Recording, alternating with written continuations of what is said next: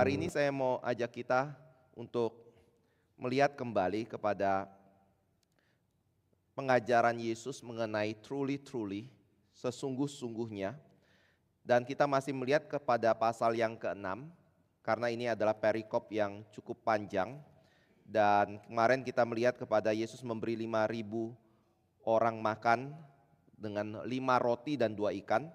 Hari ini kita akan masuk ke dalam pembahasan dari Yesus berjalan di atas air, karena ini masih bersambung ke pengajaran atau peristiwa di mana Yesus memberi 5.000 orang makan dengan 5 roti dan 2 ikannya.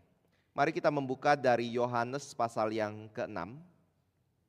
Yohanes pasal yang ke-6, kita membaca dari ayat 16 sampai ayat yang ke-24.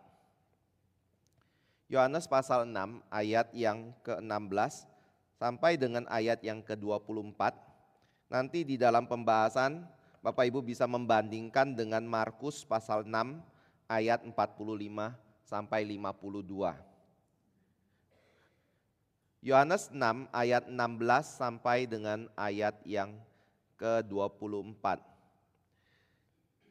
Dan ketika hari sudah mulai malam, murid-murid Yesus pergi ke danau, lalu naik ke perahu dan menyeberang ke Kapernaum. Ketika hari sudah gelap, Yesus belum juga datang mendapatkan mereka. Sedang laut bergelora karena angin kencang. Sudah mereka mendayung kira-kira 2-3 mil jauhnya, mereka melihat Yesus berjalan di atas air, mendekati perahu itu, maka ketakutanlah mereka. Tetapi ia berkata kepada mereka, "Aku ini, jangan takut." Mereka mau menaikkan dia ke dalam perahu, dan seketika juga perahu itu sampai ke pantai yang mereka tujui. Maaf, kita baca sampai 21 saja ya. Bersama-sama kita baca ayat 20 sampai 21, 2, 3. Tetapi ia berkata kepada mereka, "Aku ini, jangan takut." Mereka mau menaikkan dia ke dalam perahu, dan seketika juga perahu itu sampai ke pantai yang mereka tujui. Mari kita berdoa. Kembali bersyukur Bapa untuk firman yang telah Engkau karuniakan bagi kami. Nah, saat ini kami mau menghampirinya, kiranya Engkau boleh bekerja di dalam pikiran dan hati kami melalui Roh Kudus-Mu, untuk kami boleh dikaruniakan pengertian firman, pertumbuhan di dalam pengenalan akan Tuhan, pembentukan yang seturut dengan firman-Mu, dan karunia-karunia yang sebelumnya kami belum miliki dalam kehidupan kami. Tolong pimpin hamba-Mu juga ya Tuhan, ketika menyampaikan firman, kiranya semuanya boleh membawa kemuliaan bagi nama-Mu, dan iman yang makin dinyatakan di dalam Kristus Yesus. Di dalam nama Tuhan Yesus kami berdoa. Amin. Bapak Ibu saudara yang kasih Tuhan, kita telah melihat di dalam perikop sebelumnya, yaitu pada peristiwa Yesus memberi makan 5.000 orang dengan 5 roti dan 2 ikan. Dan di dalam pembahasan sebelumnya kita melihat bahwa 5.000 bukanlah total jumlah dari orang yang hadir di situ, tetapi 5.000 menunjukkan perwakilan dari keluarga-keluarga yang hadir di situ. Dan perwakilan itu ada yang mengatakan itu adalah perwakilan dari kepala keluarga atau laki-laki yang hadir pada waktu itu. Dan ini membuat jumlah orang yang hadir pada waktu Yesus memberi makan kira-kira antara 15 sampai 20 ribu orang pada waktu itu. Ini bukan jumlah yang sedikit, ini adalah jumlah yang begitu besar. Tetapi pada waktu peristiwa memberi makan 20 ribu orang ini setelah selesai dilakukan oleh Yesus Kristus, maka baik di dalam Injil Markus ataupun di dalam Injil Yohanes, kita melihat ada hal yang agak menarik yang ditunjukkan, atau mungkin bahkan sesuatu yang tidak seharusnya seperti itu mungkin. Yaitu apa? Yesus meminta murid-murid segera pergi meninggalkan tempat itu, yaitu Betsaida, untuk kembali ke Kapernaum. Sedangkan Yesus sendiri kemudian membubarkan orang banyak, lalu setelah orang banyak itu dibubarkan, ia kemudian naik ke atas bukit untuk berdoa di situ. Dan kenapa hal ini dicatat seperti itu? mungkin ada satu hal yang Yesus pahami pada waktu itu, yang dilihat oleh Yesus tetapi tidak dilihat oleh murid-murid ataupun orang banyak yang hadir pada waktu itu. Kalau Bapak Ibu membaca di dalam ayat 15 sebelumnya dari pasal 6, maka kita mengerti bahwa saat orang banyak melihat Yesus sanggup memberi makan begitu banyak orang, maka mereka mengatakan dia adalah nabi yang akan datang ke dalam dunia itu. Lalu kemudian mereka ingin menjadikan Yesus dengan paksa sebagai raja atas orang-orang Israel.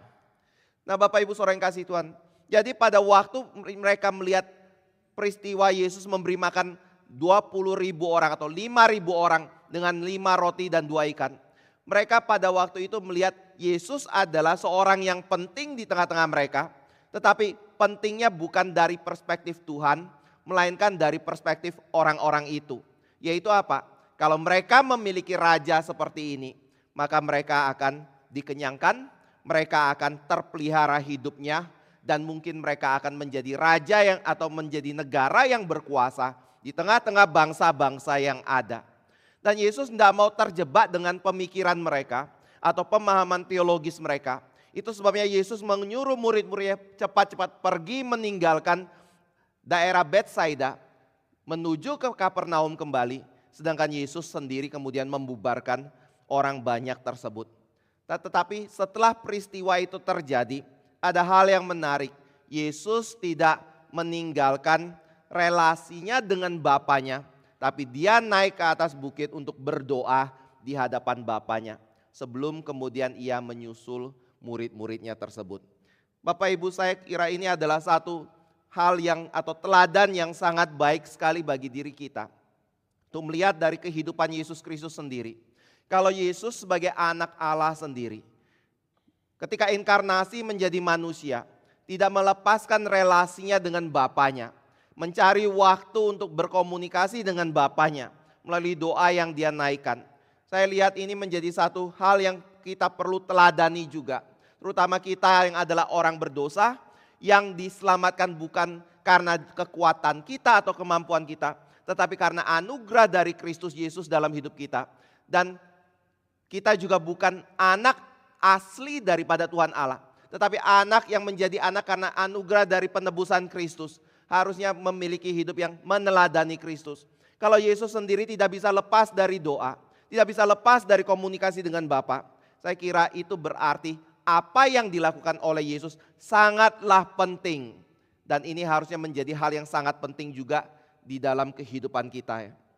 Nah, setelah peristiwa Yesus membubarkan orang banyak, Yesus berdoa.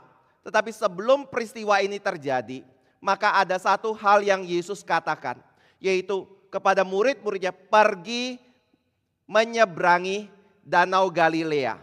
Dan Bapak Ibu boleh lihat di dalam peta yang terlihat di depannya. Sebelumnya kita melihat di keberadaan murid-murid pada waktu memberi 5.000 orang makan itu, yaitu di daerah Golan. Daerah Golan itu adalah daerah sisi, saya susah ngomongnya. Kalau peta itu utaranya di atas, sebelah kanannya itu adalah timur ya. Sisi timur ke arah utara sedikit, itu adalah daerah Golan. Dan di daerah Golan itu ada satu kota yang bernama Betsaida. Boleh dibesarkan sedikit ya. Di zoom in sedikit. Yang biru itu adalah Danau Galilea, nggak bisa di zoom in ya. Ya, Bapak Ibu bisa lihat agak ke utara di situ ada kota Betsaida di mana Yesus memberi 5.000 orang makan itu. Boleh dibesarin sedikit lagi ya. Lalu Kapernaum terletak di sebelah baratnya. Jadi pada waktu murid-murid itu selesai diberi makan, maka Yesus menyuruh murid-murid itu menyeberangi Danau Galilea menuju kepada Kapernaum dengan melewati Danau Galilea tersebut. Dan di dalam peristiwa penyeberangan itu, maka murid-murid dikatakan mengalami ombak yang begitu hebat karena ada angin yang bertiup yang mengakibatkan ombak terjadi di Danau Galilea itu. Ini bukan peristiwa yang jarang terjadi, tetapi banyak penafsir mengatakan ini adalah satu peristiwa yang biasa terjadi di Danau Galilea ada badai atau ombak yang besar atau angin yang diakibatkan oleh angin yang besar yang meniup mereka. Tetapi sekarang saya mau ajak Bapak Ibu melihat terlebih dahulu. Pada waktu murid-murid menyeberang Danau Galilea itu, pertanyaannya adalah, itu inisiatif siapa? Mungkin Yesus bisa berkata kepada murid-muridnya seperti ini.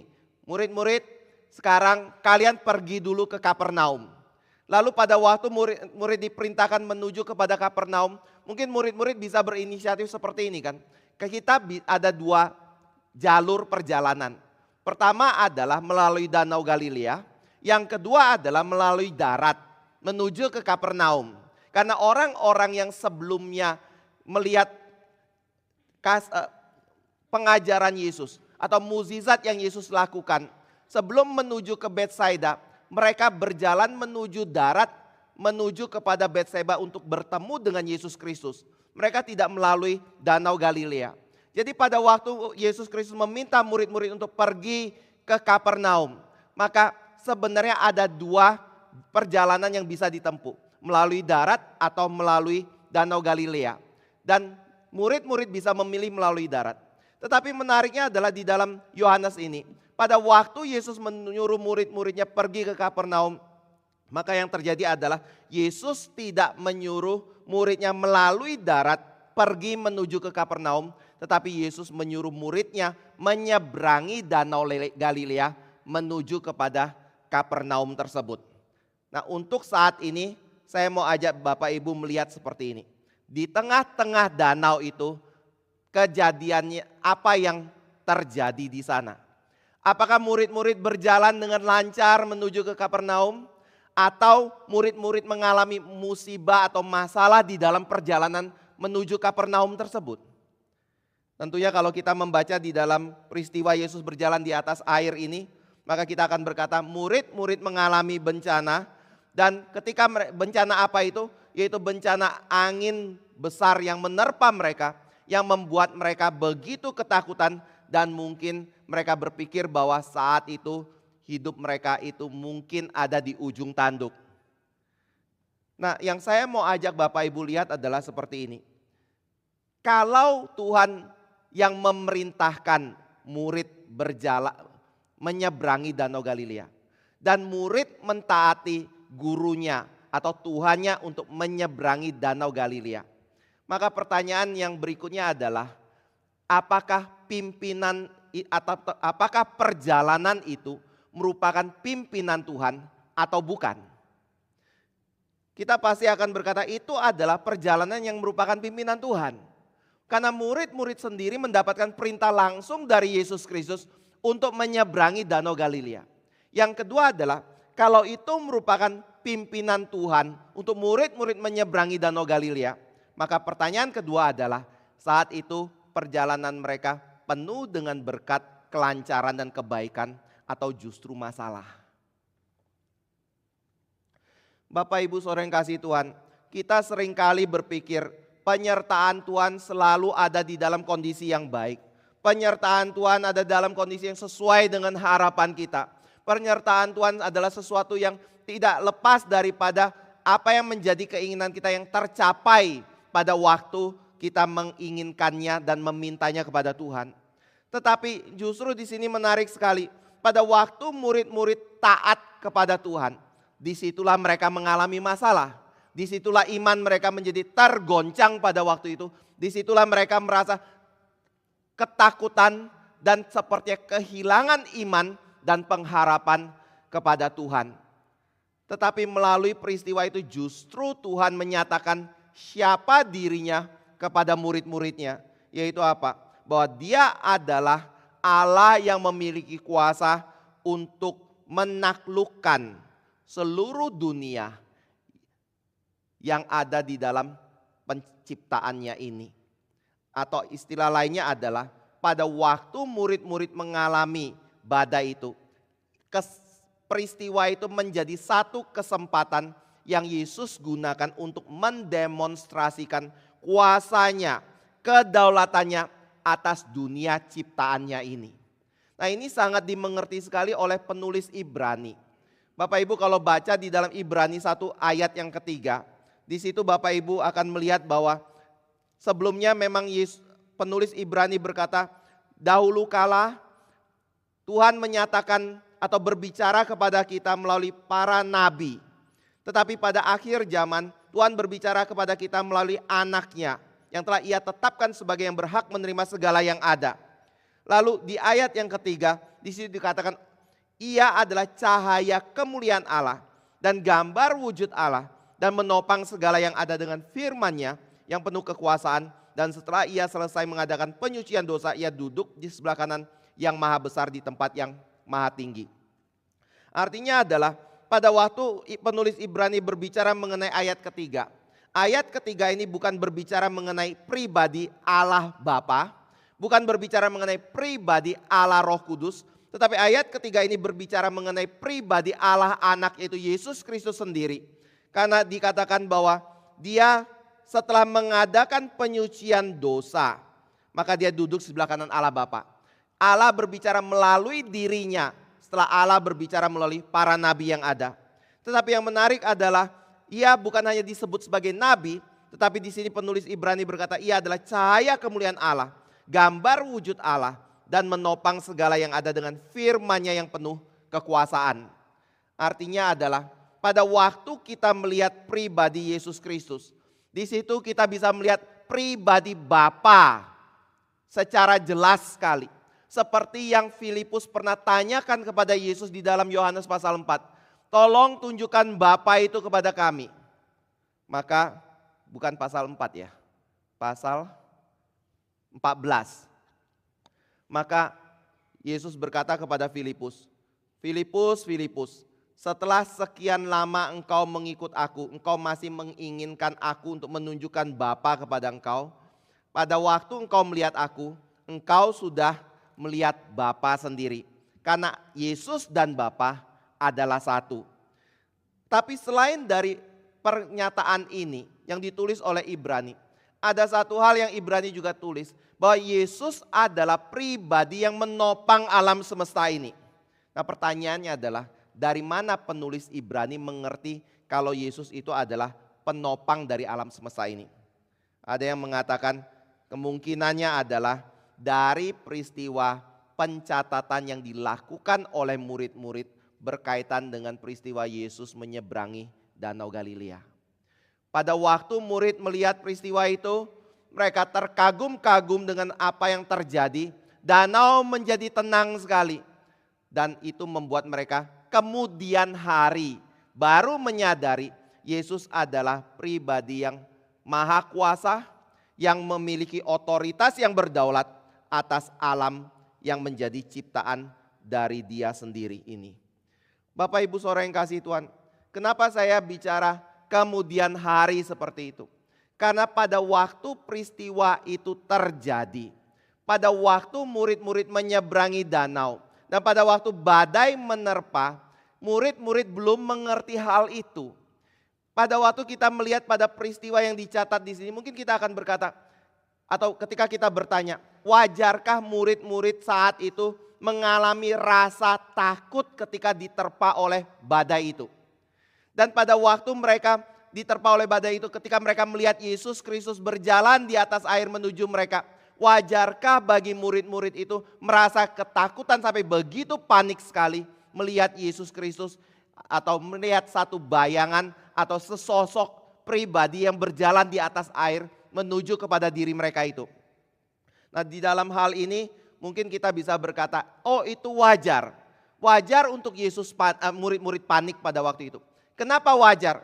Karena perjalanan mereka itu di tengah-tengah danau, di tengah-tengah kegelapan yang begitu gelap, yaitu kira-kira pukul 3 pagi, gak ada cahaya saat itu, gak ada lampu saat itu, mungkin gak ada bulan saat itu sebagai penerang di langit, dan mereka tidak bisa melihat apa-apa. Jadi pada waktu mereka mengalami badai itu, mereka menjadi ketakutan, itu adalah sesuatu yang wajar sekali. Dan pada waktu di tengah-tengah kegelapan itu mereka melihat sesosok bayangan yang muncul saat itu menambah kepanikan di dalam kehidupan mereka, itu lebih wajar lagi. Ada yang menafsirkan seperti ini, kalau Bapak Ibu mau tanya dari mana saya bisa mengatakan kepanikan itu, Bapak Ibu bisa bandingkan dengan Markus ya. Di dalam Injil Markus di situ dikatakan memang tidak pakai istilah mereka ketakutan pada waktu itu, tetapi dipakai istilah mereka sangat terkejut sekali pada waktu itu. Tetapi kalau Bapak Ibu baca di dalam bahasa Yunaninya, maka di situ dikatakan bisa diterjemahkan juga mereka sangat-sangat ketakutan sekali pada waktu mereka melihat bayangan dari Yesus Kristus yang berjalan di atas air tersebut.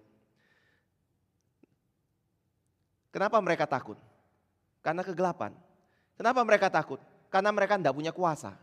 Kegelapan dan laut di dalam budaya orang Yahudi itu diibaratkan sebagai satu kekacauan, satu kekosongan, satu kebingungan, atau satu kegelapan dan atau tidak ada pengharapan sama sekali.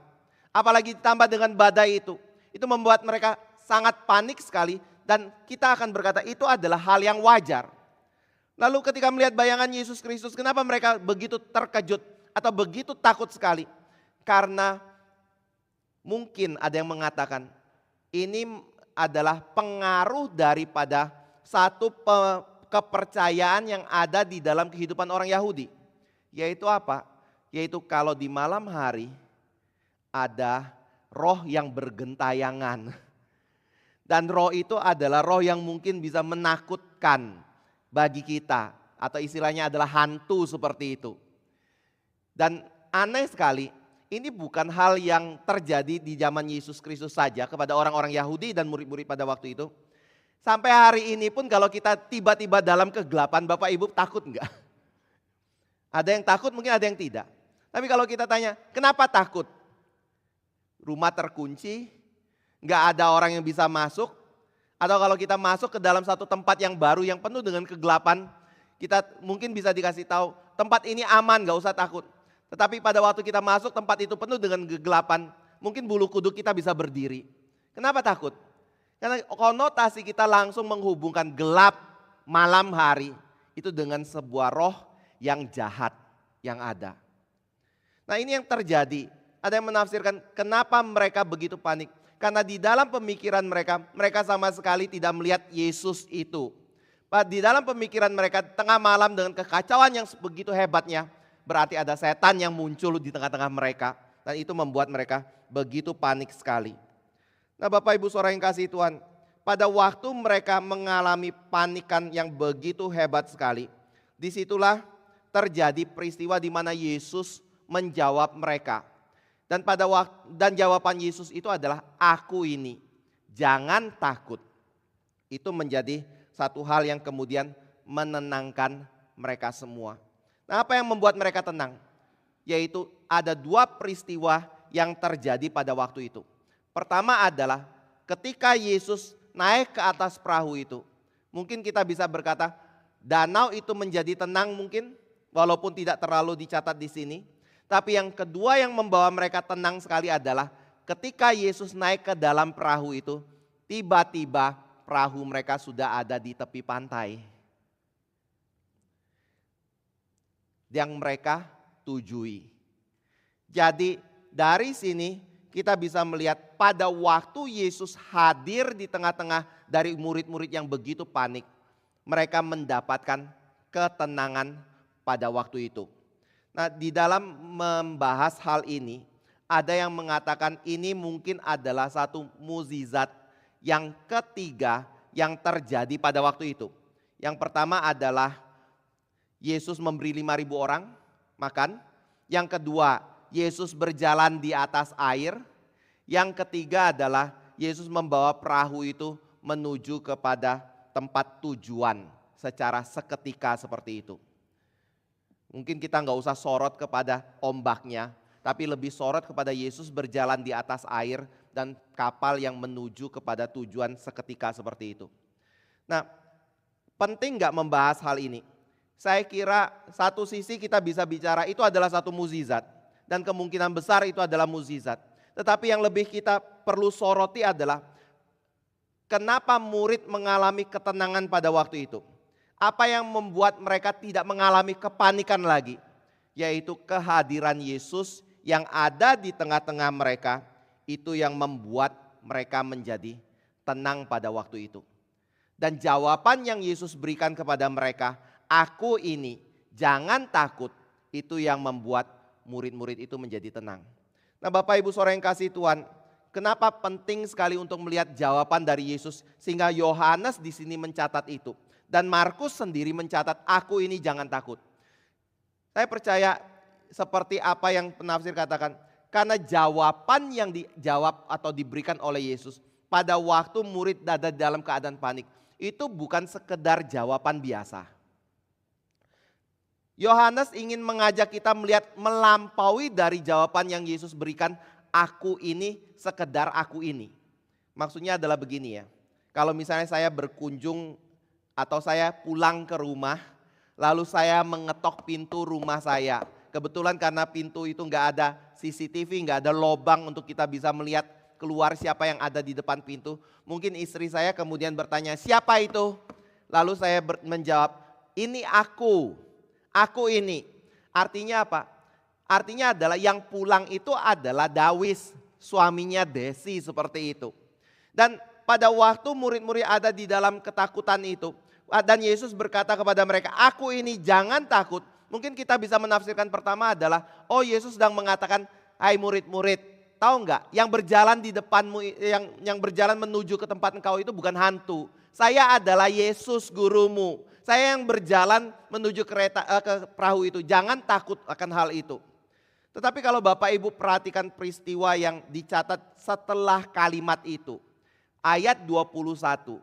Lalu kemudian Bapak Ibu bandingkan dengan Markus pasal 6. Setelah peristiwa Yesus berbicara, aku ini jangan takut situ. Maka baik penulis Yohanes maupun penulis Markus mau ajak kita melihat istilah jangan takut aku ini adalah melampaui dari sekedar aku adalah Yesus. Aku adalah gurumu. Tetapi Yesus mau berkata, aku adalah Tuhan itu sendiri yang hadir di tengah-tengah engkau.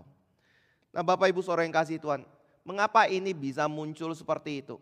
Yaitu ada mukjizat terjadi. Ada kuasa yang dinyatakan pada waktu itu.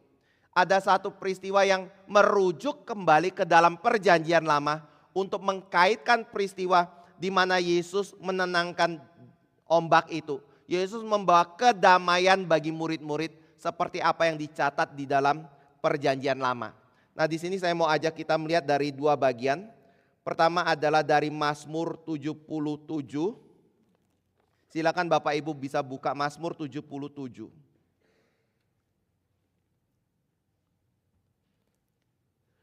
Di Mazmur 77 ayat yang ke-17. Atau saya baca ayat kedua dulu, kemudian kita baca bersama-sama ayat 17 ya. Aku mau berseru-seru dengan nyaring kepada Allah. Dengan nyaring kepada Allah supaya ia mendengarkan aku. Lalu ayat 17 kita baca bersama-sama. 2, 3.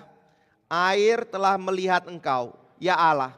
Air telah melihat engkau, lalu menjadi gentar. Bahkan samudra raya gemetar.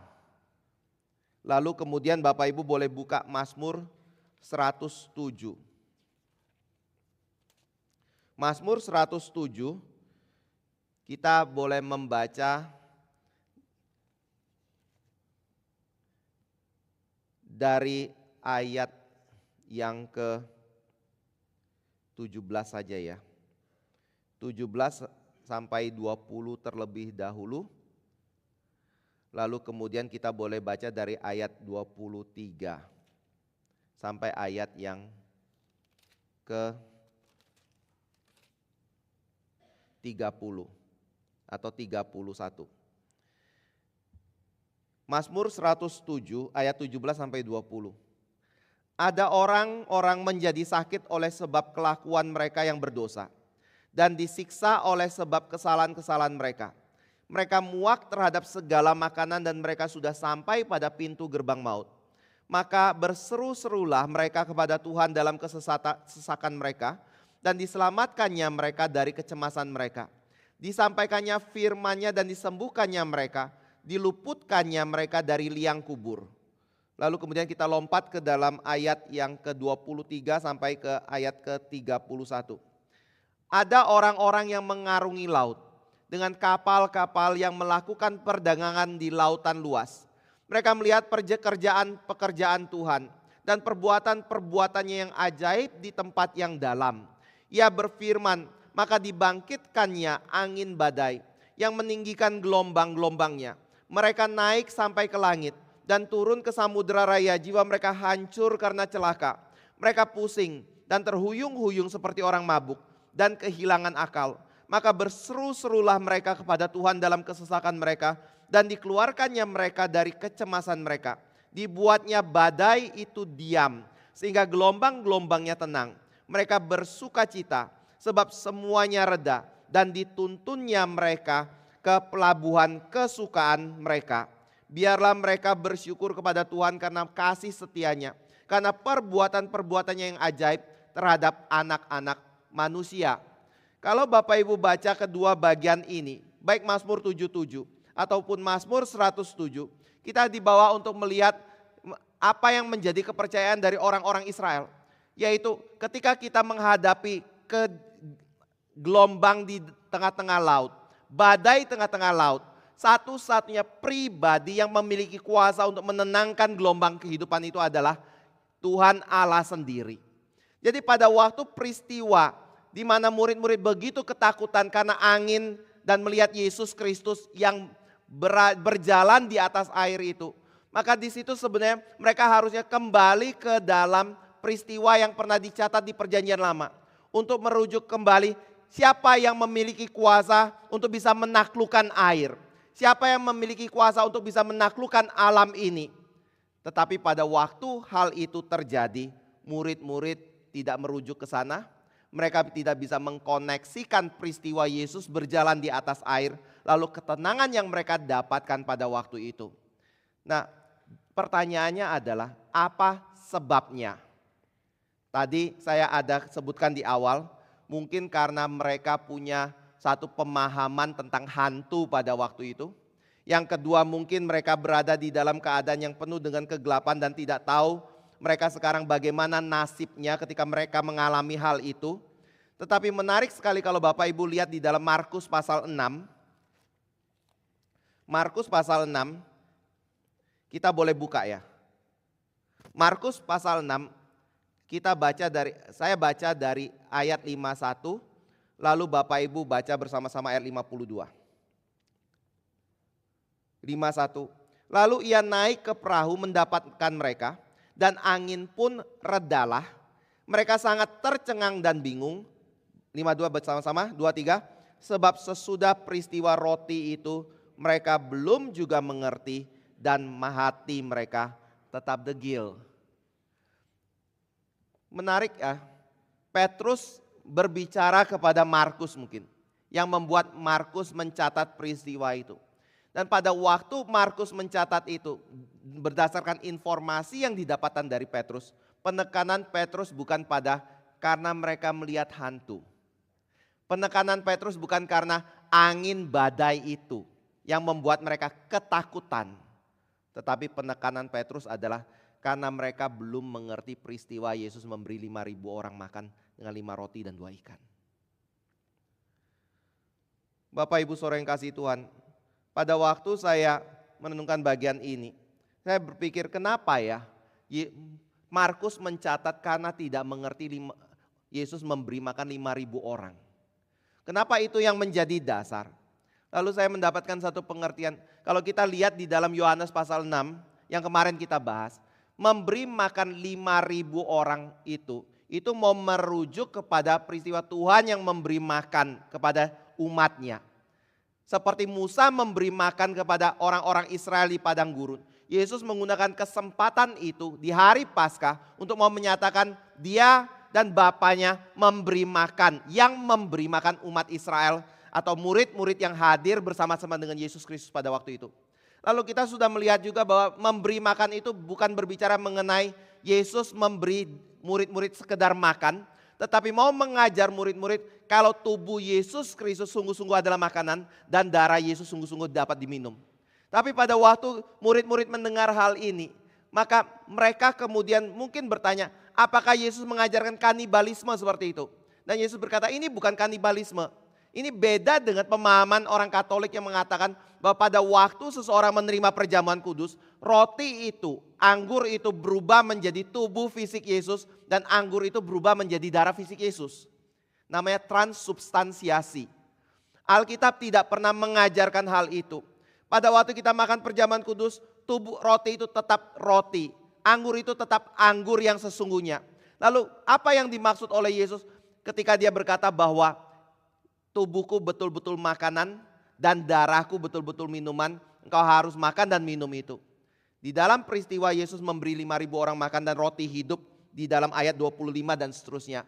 Di situ Yesus berkata bahwa maksudnya adalah engkau percaya kepadaku. Jadi pada waktu peristiwa di mana murid ketakutan, kenapa Markus mencatat mereka belum mengerti makna Yesus memberi makan 5.000 orang itu dengan 5 roti dan 2 ikan.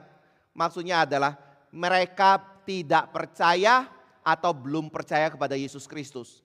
Itu yang membuat mereka berada di dalam ketakutan yang begitu hebat. Nah Bapak Ibu Saudara yang kasih Tuhan, dari sini kita bisa dapatkan 2 aplikasi ya. Pertama adalah pengetahuan kita kepada Yesus itu belum bisa diartikan sebagai iman.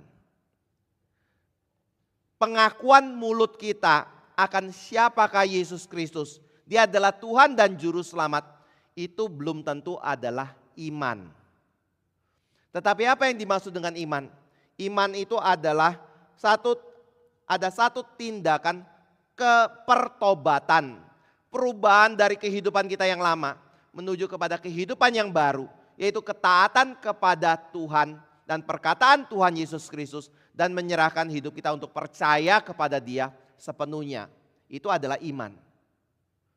Jadi ini membuat kita masuk ke dalam aplikasi kedua, yaitu lawan dari ketidakpercayaan itu apa?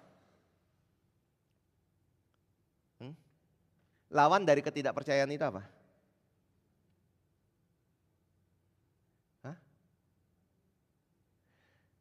Percaya. Lawan dari kekhawatiran adalah dan ketakutan adalah lihat murid lo. Mereka tenang kapan? Ketika pribadi Yesus hadir di tengah-tengah mereka. Paham enggak? Apa yang membuat saya tidak percaya? Atau apa yang membuat saya khawatir dan ketakutan dalam hidup ini? Kita seringkali ngomong karena ada keadaan, ada gelombang itu, ada kepanikan di dalam hidup di mana kita alami keadaan yang kita nggak bisa kontrol dalam hidup kita. Tetapi peristiwa di mana Yesus hadir di tengah-tengah murid ketika dia berjalan di atas air itu mau menunjukkan lawan dari keadaan panik dan takut itu. Bukan keadaan panik dan takut itu diredakan. Tetapi Yesus hadir di tengah-tengah mereka, itulah yang menjadi solusi masalah kita. Nah bicara kayak gini kayaknya agak, saya nggak tahu Bapak Ibu paham atau enggak sepenuhnya ya. Kayak di awang-awang atau enggak seperti itu. Tetapi Bapak Ibu mungkin bisa melihat peristiwa yang terjadi setiap kali Yesus hadir. Contohnya kalau kita masih di dalam konteks pasal 6 kayak gini ya. Pada waktu murid-murid 5.000 orang lebih itu datang mendengarkan pengajaran Yesus. Hari sudah malam, perut mereka lapar. Mungkin 1 harian mereka nggak ada makanan sama sekali. Atau paling tidak mungkin 3/4 hari mereka tidak punya makan karena makanan mereka sudah habis. Dan Yesus ketika mengajar dia lupa waktu kayak gitu. Karena dia mengajar dari pagi sampai malam. Dan ketika murid-murid mau pulang di situ ada bukan hanya orang dewasa. Mungkin kalau orang dewasa dia punya kekuatan untuk bisa melewati perjalanan yang cukup jauh untuk pulang ke rumah. Atau paling tidak sampai ada rumah makan untuk bisa makan pada waktu itu. Tapi kalau andai kata rumah makan sudah tutup semua mereka juga nggak mungkin masih bisa makan. Kecuali mereka berjalan terus sampai pagi keesokan hari ketika rumah makan buka kembali baru mereka bisa dapatkan konsumsi. Tapi mohon tanya kalau mereka bawa anak-anak bagaimana? Yang masih kecil, yang nggak bisa tahan lapar itu. Yang membutuhkan makanan pada waktu itu.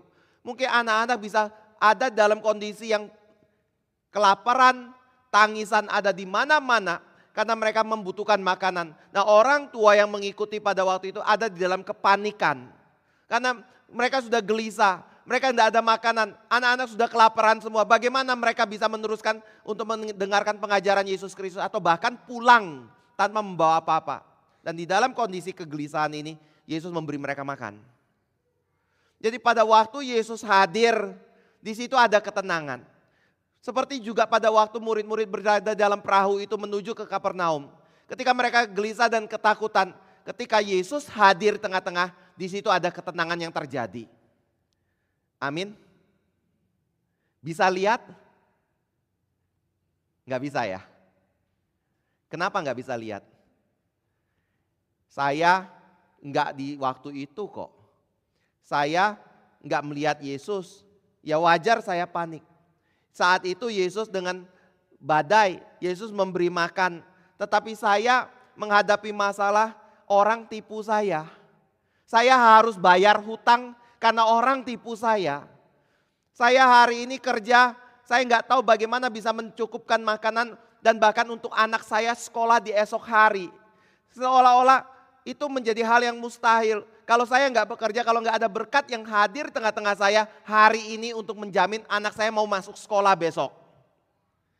Atau saya sampai hari ini belum dapat pacar.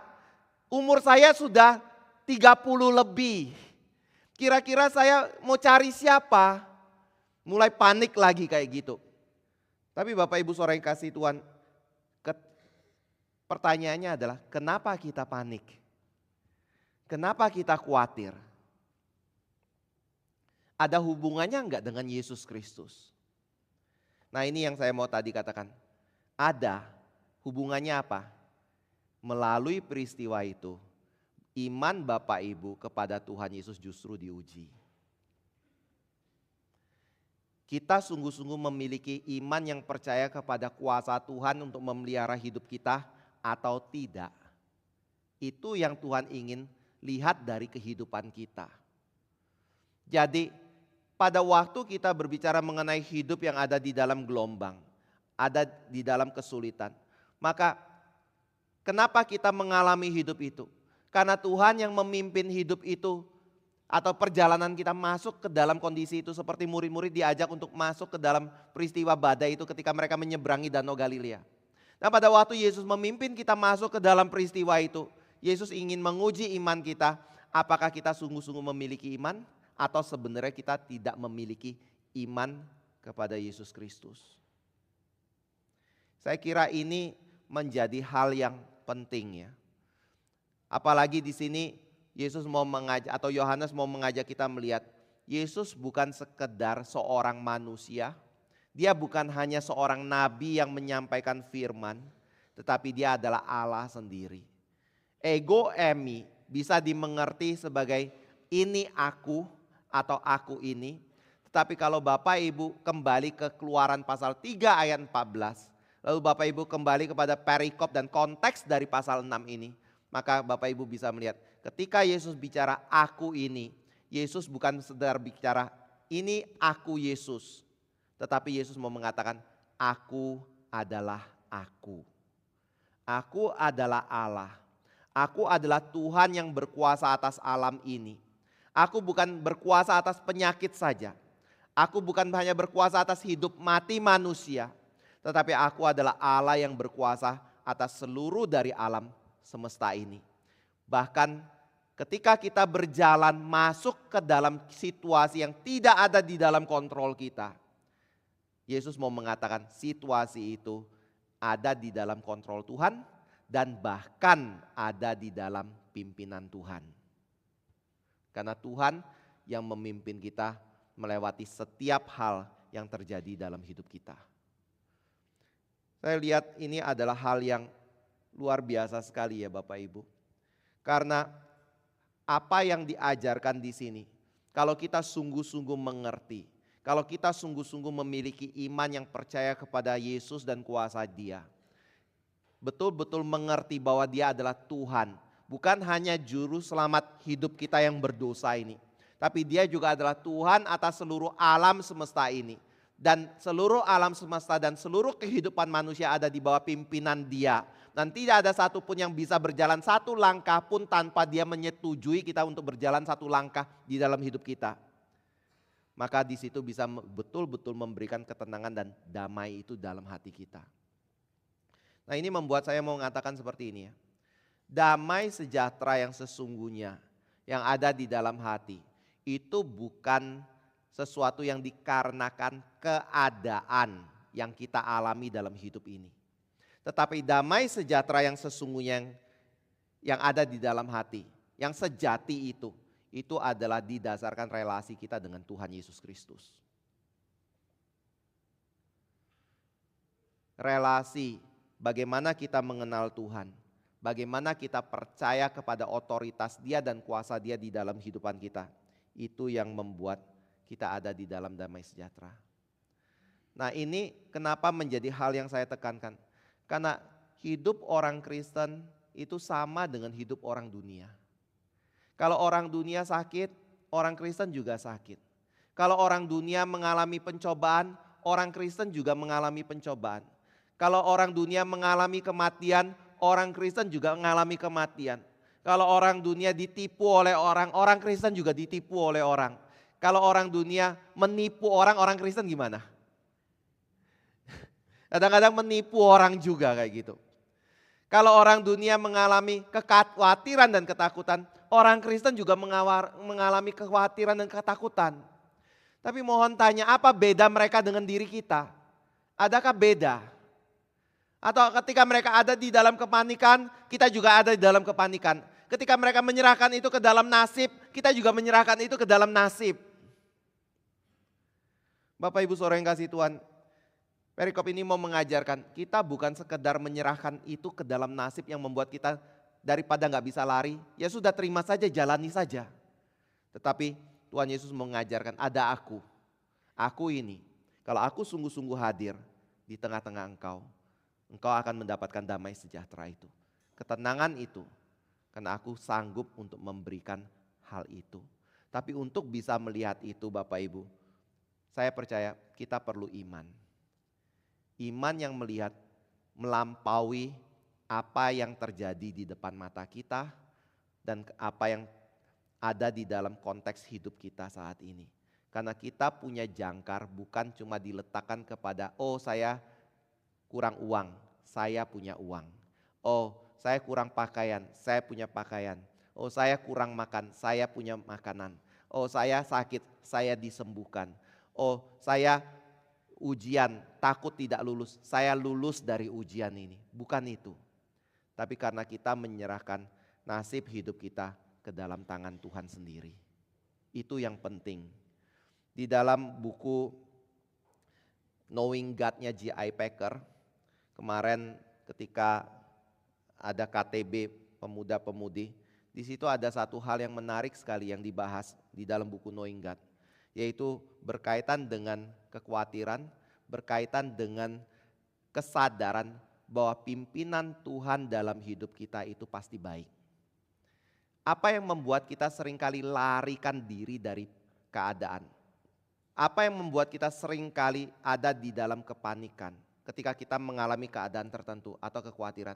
Apa yang membuat kita seringkali tidak mau mentaati Tuhan ketika kita ada di dalam persimpangan untuk memilih antara taat kepada Tuhan, butuh sangkal diri, mungkin mengalami keadaan yang kurang baik, dengan tidak taat Tuhan, keadaan lebih baik dan lebih lancar dan lebih menyenangkan kita.